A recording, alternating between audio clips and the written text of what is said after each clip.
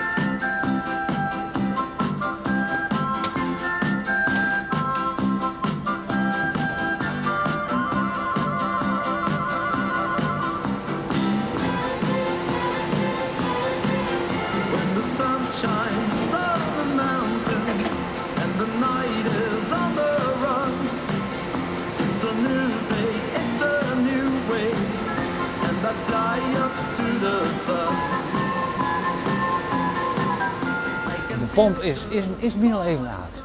Het is eigenlijk net een vorm van werk. Het is gewoon, het jij gewoon bij mijn dagindeling gewoon, kijk eens, het east, sleeps.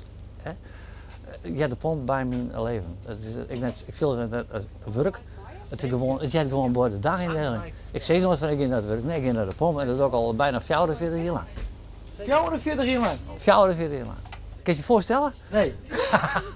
Prachtig werk, geweldig. Een stukje techniek, een stukje manager, computer, maar meesten omgaan, naar je meesten aanstellen en dat soort dingen. Het is een heel complex verhaal, maar toch heel leuk. Elke dag is het verrassend. En meesten die kisten, ook al hier, die komen hier al hier, veel als een soort met familiebedrijf waren, weet je wel zo.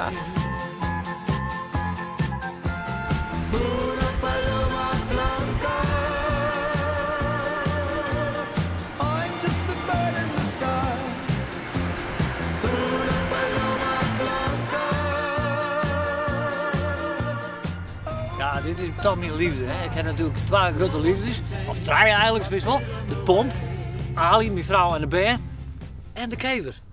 Als ze tegen mij zeggen van wat zoest nou het lauwste hebben van die 3 wie het beste, dan hoor ik daar geen antwoord op jou, want ze zijn me alle 3 even lief. Echt weer.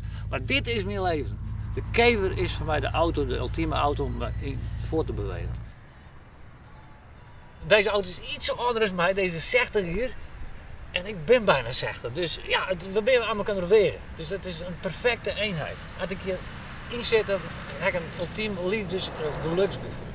Als ik de meesten om me heen razen, en links, rechts, op bijna een hartaanval zet ik dan vaak denk. Dan denk ik, jongen, doe nou rustig aan. Geniet van het leven, geniet van de natuur, van de schoonheid van het Friese landschap. Het vliegt aan je voorbij. En ik geniet ervan. Mooie oude muziek erbij. Perfect. En ondertussen staan we in de sneeuwbui terwijl de zin is goed. Ja, hoe moet ik het zeggen? Het zou wezen met de ting.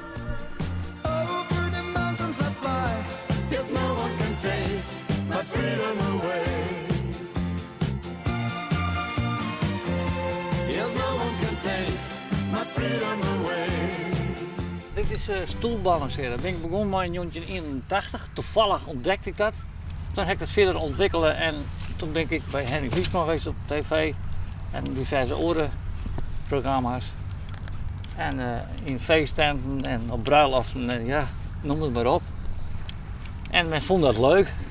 En ik vind het nog steeds leuk om dat te doen.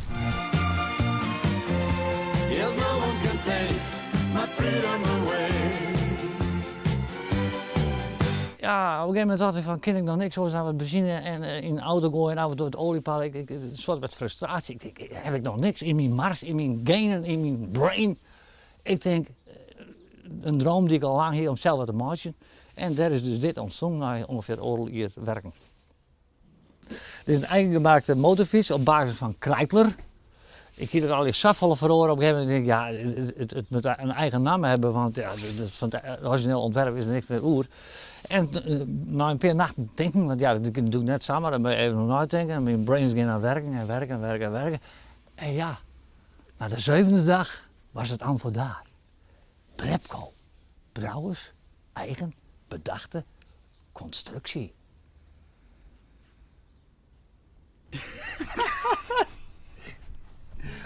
Ja, goeie namen. Ja, een mooie naam. En wat ik dus toen net verschenken is dat die naam mijn hele leven lang al bij mij bloot. En een hele hoop mensen die zeggen mij, hey Brep, hoe is het mooi? Hey Brepco, hoe is het leven? Zeggen ze helemaal net Albert of Brouwer? Nee, altijd Brepco. Dus die naam is helemaal hoe die hitten als het ware. When the sun shines on the mountains and the night is thunder around, it's a new day, it's a new way, and the fly up to the sun. Una paloma blanca. Vooral Una Paloma Blanca. Als mij nou opsluit zoals in een Marwaai, bijvoorbeeld. 14 dagen lang dezelfde plaat draaien. Dan zou ik zeggen van nou, sluit me maar op. Ja? Ja, zo wist wel, zo'n gevoel had dat. Gewoon het mooiste nummer aller tijden. Geweldig, super. Blijft altijd mooi, tot in de lengte van je. Wat beleef je om proot aparte dingen? Ja, ik vind als de gaves heeft, of het iets in die wat ontwikkelijk is, moest er iets van doen. En dat heb ik al die jaren dat dingen. Ik gewoon zeggen van ik doe helemaal lekker niks, makkelijk. Maar ik probeer er toch wat van te maken, weet je wel. En dan beleef het allerlei leuke dingen. En dat is zo mooi. Ja, en bij de meesten kom je heen en daar deed je er van? Nee, die vind ik altijd wel verrast dat ik weer wat bedenk. Hoorde weken vier ik mijn 60ste verjaardag. Nou, dan heb ik een feest in de bowling, mijn band erbij en nog wat orengrappen en grond. Nou, daar leef ik dan helemaal naar sowieso. Dus ja, je moet het leven zo mooi mogelijk proberen in te vullen eigenlijk. Zoals met het kleurboek, maar je moet het wel leuk inkleuren. Hè? Zo is het eigenlijk.